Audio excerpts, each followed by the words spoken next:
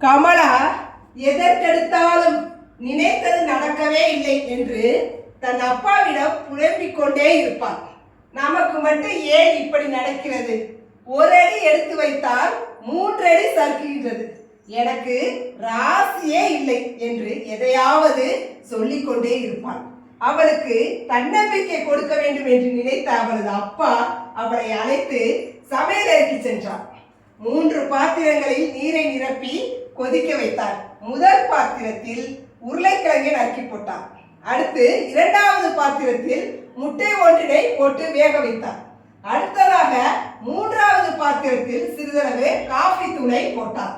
சிறிது நேரத்திற்கு பின் 3 பாத்திரங்களையுமே கீழே இறக்கி வைத்துவிட்டு கமலாவை அழைத்து, இந்த 3 பாத்திரங்களிலும் இருப்பதை பார்க்கும்போது உனக்கு ஏதாவது புரிகிறதா, ஏதாவது தெரியுதா என்று கேட்டார்.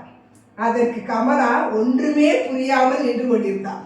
சிரித்தபடியே கமலாவின் அப்பா அவரிடம் முதல் பாத்திரத்தை காட்டி, இதில் உள்ள உருளைக்கிழங்கு திண்மமானது, ஆனால் கொதிக்க வைத்தது மென்மையாகிவிட்டது. அடுத்ததாக 2வது பாத்திரத்தை காட்டி, இதில் உள்ள திரவத்தன்மையுடைய முட்டையானது தற்பொழுது கொதிக்க வைத்ததும் திண்மமாகி இருக்கிறது. அடுத்து 3வது பாத்திரத்தை காட்டி, இதில் இருந்த காஃபி தூள் தற்பொழுது நீருடன் கலந்து விட்டது. ஆக 3 பாத்திரங்களிலும் சம அளவு வெப்பம்தான் கொடுக்கப்பட்டது. ஆனால் ஒவ்வொன்றும் தன் இயல்புக்கு ஏற்றவாறு மாறிக்கொண்டது.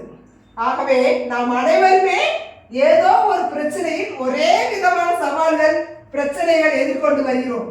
அதை நாம் உருளைக்கிழங்கு போல் மென்மையாகி துவண்டு போகிறோமா, இல்லை முட்டை போல் மென்மையாக இருந்த நாம் வலு பெறுகிறோமா, இல்லை காப்பி தூளை போல பிரச்சனையோடு கலந்து மடிய போகிறோமா என்பதை நாம் தான் நிர்ணயிக்க வேண்டும் என்றார்.